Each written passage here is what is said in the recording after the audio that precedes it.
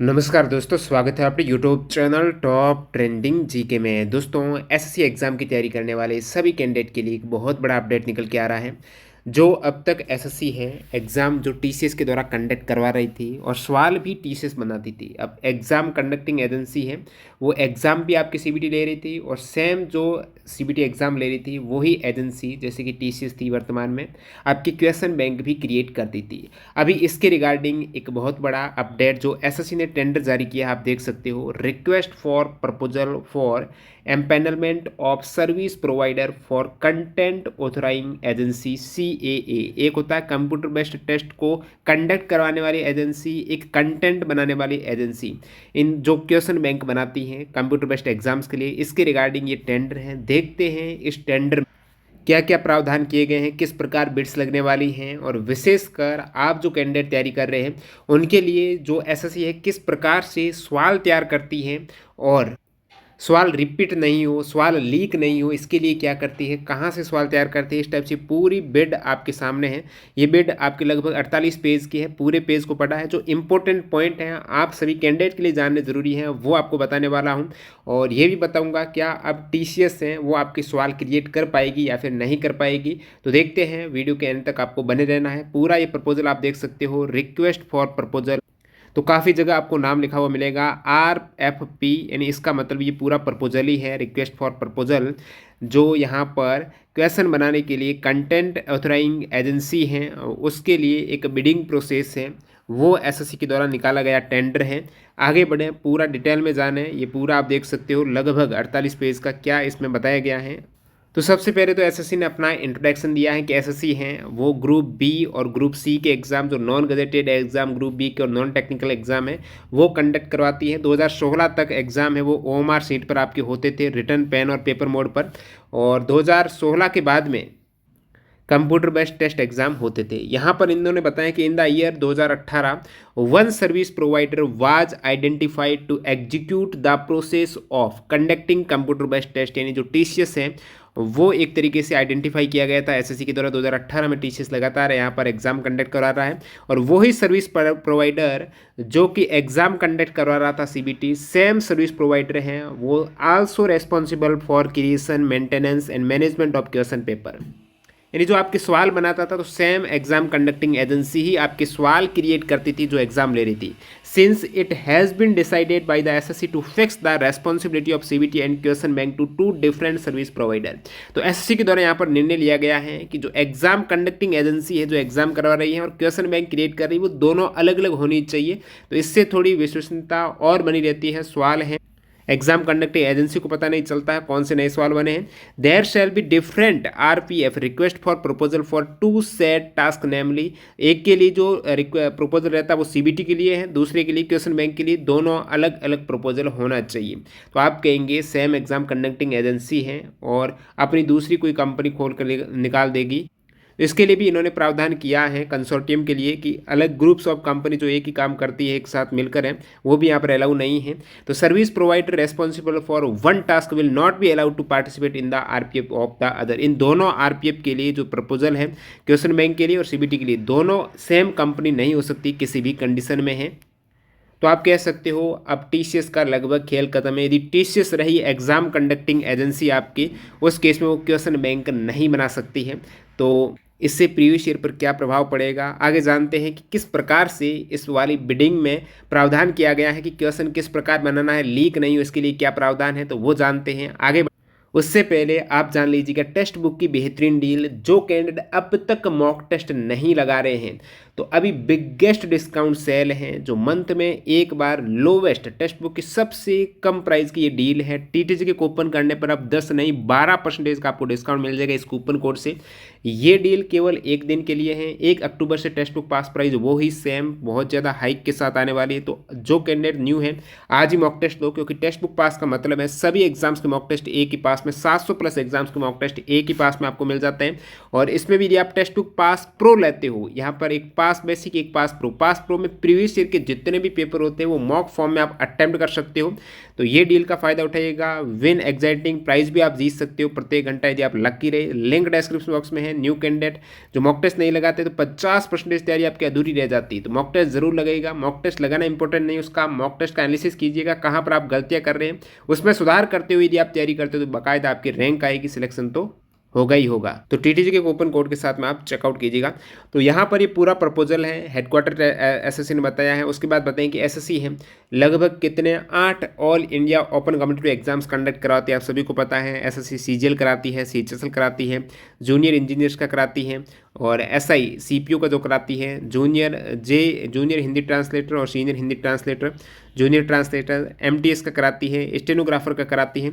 इसके अतिरिक्त SSC GD का कराती है, ठीक है, और बाकी दिल्ली पुलिस कांस्टेबल का कराती है। ये सभी लगभग 10 के आसपास एसएससी एग्ज़ाम कंडक्ट करवाती है।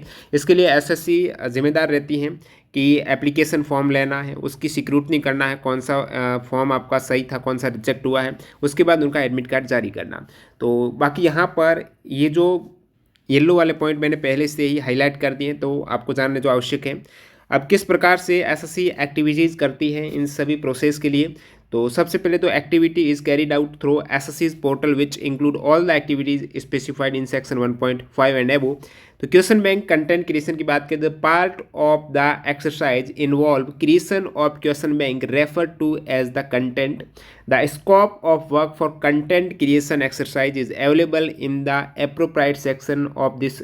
जो प्रपोजल है ये इसमें पूरा इन्होंने दे रखा है किस टाइप से रहेगा। Content shall be available in Hindi, English and regional language. जो 8वीं अनुसूची में भाषाएं हैं उन भाषाओं में और हिंदी इंग्लिश में कंटेंट है वो रहेगा।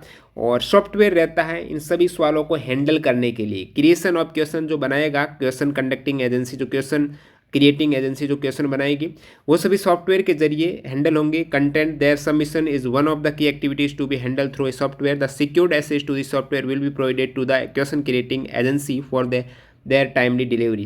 जो क्वेश्चन क्रिएटिंग जो एजेंसी है सवाल बनाती है, वो सवाल एसएससी के पास कैसे जाए, सेंट्रल सिस्टम के पास कैसे जाए, तो उनको एक सॉफ्टवेयर दिया जाएगा जो सिक्योर रहेगा। जैसे ही सवाल वो बना दें, फाइनल अप्रूव हो जाए तो वो पूरा सिस्टम में आ जाए और वो पूरा सॉफ्टवेयर के जरिए आपका हैंडल होता है। Conduct of computer based exam once the questions are made available securely in central system के पास, जब वो सवाल आ जाता है। अब यहाँ पर ऐसा नहीं है कि क्वेश्चन क्रिएटिंग एजेंसी केवल एक एजेंसी का ये सिलेक्ट करेंगे, ये एक से ज़्यादा एजेंसी का सिलेक्ट करेंगे।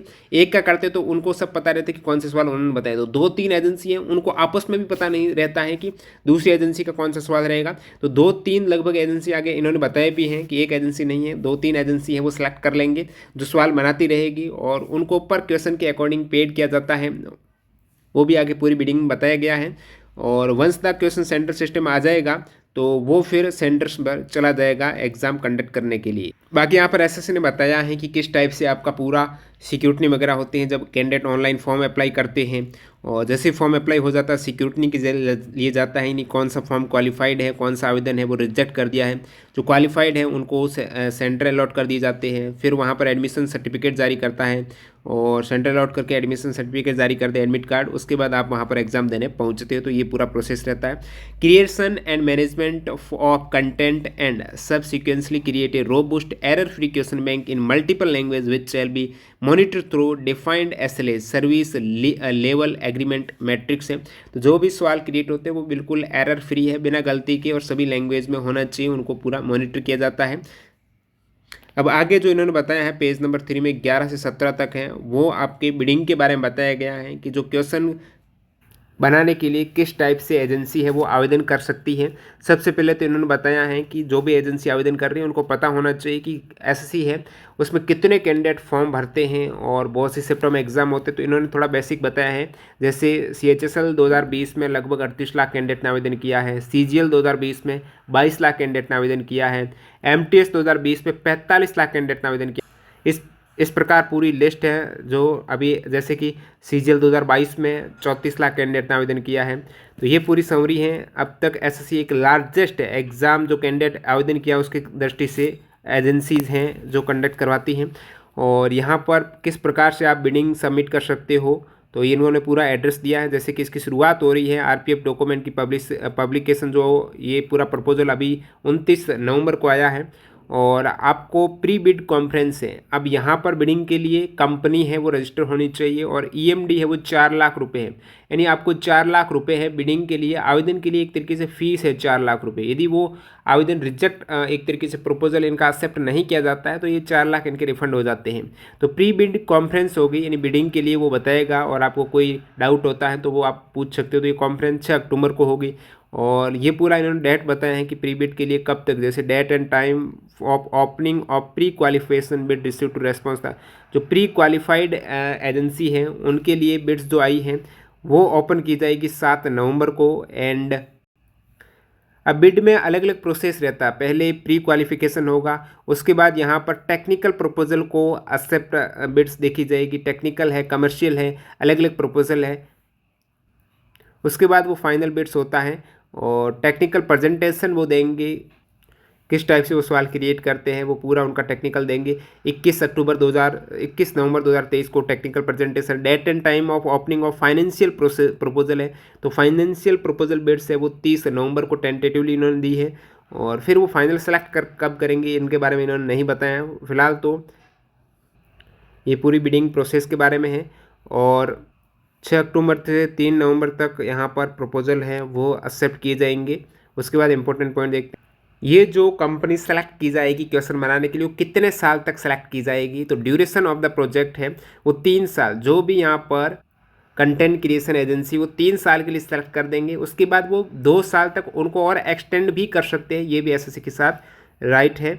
और कंसोर्टियम के बारे में बता दिया है कि जैसे टीसीएस कंपनी है, अब टीसीएस की सब्सिडरी भी काफ़ी कंपनी है या फिर टीसीएस जैसी जैसी और भी काफ़ी कंपनी हैं। कंसोर्टियम का मतलब एक जैसी जो कंपनियां हैं आपस में मिलजुल कर काम करती हैं ना कंपनियां। तो टीसीएस यदि सेम नहीं हो रही तो वो मिलजुल कर काम करने वाली कंपनी और का काम देख लेगी। तो इस टाइप से कंसोर्टियम बिल्कुल भी अलाउ नहीं है, यानी टीसीएस से रिलेटेड कोई भी कंपनी या कनेक्ट है उस केस में वो बिडिंग नहीं कर सकती हैं, जो एग्जाम कंडक्टिंग एजेंसी और सवाल बनाने की एजेंसी।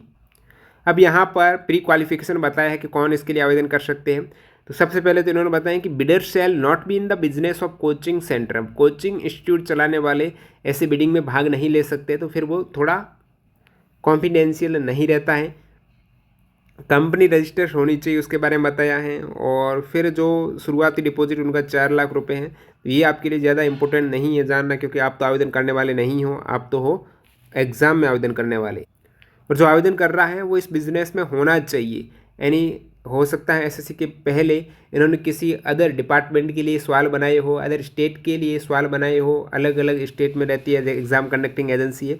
तो इस प्रकार से उनको 3 कैलेंडर वर्ष का एक्सपीरियंस होना चाहिए और उनको ये भी सभी सब्जेक्ट का एक्सपीरियंस होना चाहिए, क्वांटिटेटिव एप्टीट्यूड, जीके का, जनरल रीजनिंग का, इंग्लिश का। इसके अलावा जो इंजीनियरिंग वाले सब्जेक्ट हैं, हिंदी का है, तो 5 इस प्रकार के एग्ज़ाम में उनका एक्सपीरियंस है वो होना चाहिए। और उनके पास जो सब्जेक्ट मैटर एक्सपर्ट हैं वो होने चाहिए, प्रत्येक सब्जेक्ट का उनका एक्सपर्ट होना चाहिए। उनके लिए अलग अलग इनकी मार्किंग दी गई है, किस टाइप से वो अलग अलग मार्क्स दिए जाएंगे एजेंसीज़ को उनके क्वालिफिकेशन के आधार पर। जैसे टेक्निकल इवैल्यूएशन क्राइटेरिया की बात करें तो यहाँ पर मार्क्स किस टाइप से दिए जाएंगे। और यदि इन्होंने 3 डिफरेंट सब्जेक्ट में पहले भी क्वेश्चन बनाए हुए हैं, अलग अलग एग्जाम्स के लिए क्वेश्चन बैंक पहले से ही उनका एक्सपीरियंस है, तो 3 सब्जेक्ट के लिए तो 7 मार्क्स मिलेंगे। इस टाइप से 5 सब्जेक्ट के लिए उनको 9 मार्क्स मिल जाएंगे, 12 मार्क्स मिल जाएंगे। तो सबसे ज़्यादा मार्क्स स्कोर करेगा टेक्निकल एस्पेक्ट में, तो उनका अच्छा स्कोर होगा। तो कम से कम 70% मार्क्स स्कोर करना अनिवार्य है टेक्निकल इवैल्यूएशन में। तो उसके बाद यहाँ पर इन्होंने कहा कि एक से ज़्यादा लैंग्वेज में पेपर आपका सेट है वो होना चाहिए, और किस टाइप से आप ट्रांसलेट करते हो और उनका टर्न ऑफ वगैरह ये पूरा इन्होंने बताया है मार्किंग प्रक्रिया के लिए। और ये बताया कि मिनिमम 70% आपको क्वालिफाई करना लाना है मार्क्स टेक्निकल बिड्स के लिए आगे बढ़ने के लिए। और फिर इन्होंने को ये भी बताना है कि आप कितना चार्ज करेंगे पर क्वेश्चंस के अकॉर्डिंग, आप कितना चार्ज करेंगे एक सवाल क्रिएट करने में हिंदी और इंग्लिश में। उनको हिंदी और इंग्लिश लैंग्वेज में एक सवाल क्रिएट करके आंसर सहित आप कितना चार्ज करेंगे। सबसे कम बिड्स आएगी और अच्छा खासा टेक्निकल स्कोर होगा तो उनको वो सेलेक्ट कर लेंगे। इनका चार्जेस भी पूछा है और ट्रांसलेशन चार्जेस भी इन्होंने पूछा है। अब यहाँ पर ये पॉइंट देखिएगा, SSC intend to allocate work to 3 service provider. SSC ने सोचा है कि ये जो क्वेश्चन बनाने के लिए सर्विस प्रोवाइडर हैं, कम से कम 3 इस प्रकार से सर्विस प्रोवाइडर को सेलेक्ट करना है। और वो 3 अलग अलग सर्विस प्रोवाइडर रहेंगे जो आपस में शेयर नहीं कर सकते कि कौन सा सवाल इन्होंने किया है बनाया, कौन सा इन्होंने नहीं बनाया। At a single instant for a specific examination, एक एग्जाम के लिए वो 3 सर्विस प्रोवाइडर को सेलेक्ट करेंगे। एसएससी में allocate work to any one or more एम्पेल्ड service provider, और हो सकता है इन तीनों को सेलेक्ट करके एसएससी एक कोई काम दे या फिर एक से ज़्यादा को भी दे सकती है। SSC reserve the right to identify and allocate work to any or all empanelled service provider, और इन सभी सर्विस प्रोवाइडर को जैसे ही सेंट्रल सिस्टम में एक सवाल वॉलेट में सेव हो जाता है, उस केस में उस एक सवाल का उनको पेमेंट मिलता है। अब नेक्स्ट इन्होंने बहुत इंपॉर्टेंट लास्ट में पॉइंट कवर किए हैं जो एक साथ वीडियो में आपके पॉइंट हो जाएंगे। Service provider shall maintain strict confidentiality of question item choice detailed question paper set during the entire process of the exam. जो यहाँ पर कंटेंट क्रिएट कर रहा है उनको बिल्कुल कॉन्फिडेंशली चीज़ों को फॉलो करना पड़ेगा, किसी के साथ ये डिटेल्स शेयर साझा वो नहीं कर सकते हैं। कौन सा सवाल बनाया है, क्या उसका ऑप्शन रखा है, बिल्कुल कॉन्फिडेंशियल रहेगा। Depending on the essential qualification matriculation higher, अलग अलग एग्जाम के लिए अलग अलग योग्यता है। तो टेक्निकल रिक्वायरमेंट है कि यहाँ पर क्वेश्चन पेपर है जो एसएससी तय करता है, बेस्ट लेवल है उसका, डिफिकल्टी लेवल है उसके अकॉर्डिंग है वो क्वेश्चंस रहेंगे। The service provider shall align with SSC to freeze on the subject matter on which the question need to be created as per the syllabus prescribe by SSC के द्वारा जो भी prescribe किया जाता है उसी फॉर्मेट में उनको देना पड़ेगा। Creation of question shall be continuous process for the empanelled service provider है, लगातार वो सवाल क्रिएट करते रहेंगे। ये जो क्रिएशन ऑफ क्वेश्चन से लगातार चलना रहने वाला प्रोसेस है। एक्सपर्ट फॉर क्रिएशन, जो सवाल बनाने के लिए एक्सपर्ट हैं, ट्रांसलेशन के लिए एक्सपर्ट हैं। Service provider shall ensure that the panel of subject matter expert have a minimum 10 year का एक्सपीरियंस होना चाहिए। और इन्होंने ये भी बताया है एसएससी ने कि जो सब्जेक्ट मैटर एक्सपर्ट है, जो सवाल बनाने के लिए एक्सपर्ट हैं, वो कौन होना चाहिए। लगभग वो इन्होंने बताया कि प्रिफर करना है, आपको प्राथमिकता देनी है, ज़रूरी नहीं यही हो लेकिन एक प्राथमिकता देनी है कि वो एक रिटायर्ड प्रोफेसर हो या फिर एक गवर्नमेंट प्राइवेट एकेडमिक इंस्टीट्यूशन का भी हो सकता है, गवर्नमेंट का भी हो सकता है। एक रिटायर्ड प्रोफेसर को वरीयता देनी है इनको। Content expert shall have qualification and experience as per following matrix question and answer creator. अलग अलग लेवल पर यहाँ पर कंटेंट एक्सपर्ट रहेंगे। शुरुआत में जो क्वेश्चन एंड आंसर सवाल बनाएगा, उत्तर बनाएगा, उसके बाद इनका मूल्यांकन करने वाला, वेरीफाई करने वाला उसके ऊपर रहेगा। फिर उनके ऊपर उसका पूरा निरीक्षण करने वाला लेवल 3 तक, यहाँ पर एक सवाल बनाने के लिए 3 लेवल तक इनका एक्सपर्ट रहेगा। एसएससी रिजर्व द राइट, हमको एसएससी ऑडिट भी कर सकता है कौन क्या एक्सपर्ट सही है या फिर गलत है। और question item shall be created by authorised expert, जो प्रोफेसर लेवल के एक्सपर्ट के द्वारा क्वेश्चन बनाने हैं। और क्वेश्चन आपको इंग्लिश में बनाने हैं, शुरुआत में इंग्लिश में बनाना है, उसके बाद उनको ट्रांसलेट करना है हिंदी और अदर लैंग्वेज में। For each question as applicable choices of answer shall be created. Question है तो साथ साथ उत्तर तो रहेगा ही रहेगा, वो भी उनकी जिम्मेदारी है। Each item including the question and the choice answer shall be evaluated and verified by authorised person expert who is at 3 level पर था ना, सभी लेवल के द्वारा उनको वेरीफाई किया जाएगा। और फिर उनको हिंदी में सबसे पहले ट्रांसलेट करना है, जो भी क्वेश्चन है उसको हिंदी में आप ट्रांसलेट करेंगे। Each translation of content item including the question, अब पूरा सवाल है, उसके ऑप्शन है और आंसर है, सब कुछ आपको ट्रांसलेट करना है। उसके बाद सभी रीजनल लैंग्वेज में भी उनको ट्रांसलेट करना है, वेरीफाई करना है सारी चीज़ों को। Submitted to the central system, इस प्रकार पूरा एक सवाल वेरीफाई हो जाता है तो वो सेंट्रल सिस्टम में चला जाएगा। द फाइनली वेटेड, जो निरीक्षण किया हुआ क्वेश्चन है, आंसर सहित है, ट्रांसलेटेड सहित है, वो एसएससी के सेंट्रल सिस्टम में चला जाएगा। और the final submission will enter the system after due encryption. अब यहाँ पर इन्होंने ये भी बताया कि जो फिजिकल विजुअली हैंडीकैप्ड है उनके लिए ग्राफ वाले सवाल तो क्या मायने रखते हैं, तो वो सवाल नहीं होने चाहिए। टैगिंग अलग अलग विजुअली हैंडीकैप्ड के लिए सवाल है वो थोड़े अलग बनाने हैं। Tagging question shall B tagged on various following. अब ये बताया है कि एक सवाल अब पूरे सिस्टम में उनकी अलग अलग कैटेगरी रहती है कि सब्जेक्ट वाइज क्वेश्चंस रहेंगे, उस सब्जेक्ट में टॉपिक वाइज क्वेश्चंस रहेंगे, क्योंकि वो फिर रैंडमली सेलेक्ट हो जाते हैं कि आज कोई भी एग्जाम इस शिफ्ट में हो रहा है, इन सभी टॉपिक और इन सभी सब टॉपिक से सवाल रहते हैं, तो एक टॉपिक से काफ़ी सवाल है तो रैंडमली सेलेक्ट होकर वो आ जाते हैं, तो किसी को पता नहीं चलता है कि इस शिफ्ट में कौन से सवाल आने हैं, वो ऑटोमेटिकली आते हैं सेलेक्ट होकर। तो यहाँ पर सब्जेक्ट वाइज सवाल रहेंगे, उसके बाद टॉपिक वाइज सवाल रहेंगे। एक सब्जेक्ट है, जैसे आपका एक सब्जेक्ट मान लेते हैं विज्ञान है, साइंस है, उसमें फिर टॉपिक एक अलग हो गया, पाचन तंत्र है, और उनके अंतर्गत सब टॉपिक और दे देंगे ये। तो डिफ़िकल्टी लेवल यहाँ पर अलग अलग डिफ़िकल्टी लेवल हैं, और डिफ़िकल्टी लेवल के बारे में बताया है कि हो सकता है कि जो 10वीं है, 10वीं पास के लिए जो हार्ड सवाल था वो 12th पास के लिए ज़रूर थोड़ी वो हार्ड रहेगा। डिफ़िकल्टी लेवल है वो स्टैटिकल होना चाहिए। Marking SSC shall indicate on the process, negative marking के बारे में the format of the question shall be decided by the SSC के द्वारा ही फॉर्मेट तय होगा। Service provider shall ensure that the questions being submitted to the central system are unique है। अब ये इन्होंने पॉइंट नंबर 16 देखिएगा, सेंट्रल सिस्टम में जो भी सवाल आप सेंड कर रहे हो वो यूनिक होना चाहिए, यानी एक जैसा सवाल, दो सवाल ऐसे सेम सवाल रिपीट होकर आपको सबमिट नहीं करना है। सर्विस प्रोवाइडर को ये ध्यान रखना है, नहीं तो वो एक सवाल है 10 बार रिपीट करके उनका पेमेंट उठा लेगा। और यूनिक सवाल रहेगा तो स्टूडेंट्स के लिए विशेषकर फ़ायदेमंद हैं। सवाल बार बार यदि रिपीट होते हैं तो नेक्स्ट शिफ्ट वाले को पता चल जाता है, तो उनके लिए और इजी हो जाता है। तो वहाँ पर इन्होंने बताया है इंश्योर करना है क्वेश्चन सबमिटेड सेंट्रल सिस्टम में। अब एक से ज़्यादा सर्विस प्रोवाइडर हो सकता है सेम सवाल रिपीट होकर आपको मिल जाए। एस टू सिस्टम, क्योंकि एक से सर्विस प्रोवाइडर नहीं रहेगा क्वेश्चन बनाने के लिए, 2-3 रहेगा, तो 2-3 अलग अलग सवाल भेजेंगे, हो सकता है वो सवाल रिपीट हो जाए आने वाले सेट में, एक सेट में तो नहीं होगा। एस टू सिस्टम, हाँ, इन सवालों को कौन देख सकता है सेंट्रल सिस्टम में, तो उनके लिए एक अलग से वेरीफाई उनका डीएससी रहता है, डिजिटल सर्टिफिकेट। आंसर की है, साथ साथ आंसर की भी उनको क्रिएट करनी। तो ये पूरा आप देख सकते हो 48 पेज का है। सवाल किस टाइप से क्रिएट होगा, और सेम एग्जाम कंडक्टिंग एजेंसी है वो सवाल नहीं बना सकती, मतलब अब हो सकता है टीसीएस के द्वारा आपको एसएससी के सवाल आने वाले 2024 एग्जाम में देखने को न मिले। 23 में तो अभी सेम टीसीएस ले ही रही है, तो फिर उस समय एग्ज़ाम होगा तो पता चलेगा किस टाइप से सवाल पूछे जा रहे हैं, क्या कुछ पैटर्न चेंज हुआ और नहीं हुआ है। फिलहाल टीसीएस ने इतने एग्ज़ाम ले लिए हैं, इतने सवाल हो गए हैं कि कहीं न कहीं घुमा फिरा के वो सवाल रिपीट हो ही जाते हैं, क्योंकि लगातार ये 2016 से 17 से सवाल ऑनलाइन एग्ज़ाम कंडक्ट करा रही है। एसएससी के टीसीएस 2018 से करा रही है, तो ये 4-5 सालों में काफ़ी हज़ारों लाखों में सवाल हो चुके हैं, तो वो रिपीट तो होने ही है सवाल तो कहीं ना कहीं। और बाकी जो एग्ज़ाम कंडक्टिंग एजेंसी चेंज होगी तो फिर पता चलेगा। जैसे कि अब टीसीएस क्या करती है, एक शिफ्ट में सवाल आ गया नृत्य उत्सव से, तो दूसरी शिफ्ट में या फिर शास्त्रीय नृत्य के कौन डांसर है, दूसरी शिफ्ट में हो सकता है डांसर का नाम चेंज हो गया, लेकिन टॉपिक से बार बार वो सवाल रिपीट उस टॉपिक से आते रहते हैं। और कोई नया टॉपिक ईजाद हुआ जो पहले किसी भी एग्जाम में नहीं आता था, तो उसमें भी बार बार वो आते रहेंगे, तो स्टूडेंट उसको तैयार कर देते हैं। तो वो देखने वाली बात होगी जब एग्जाम होगा कि इस टाइप से सवाल आते हैं या फिर नहीं आते हैं। तो ये बेड प्रोसेसिंग है 2023 तक पूरी चलने वाली है, फिर 24 में डिफाइन होगा, उसके बाद तय होगा।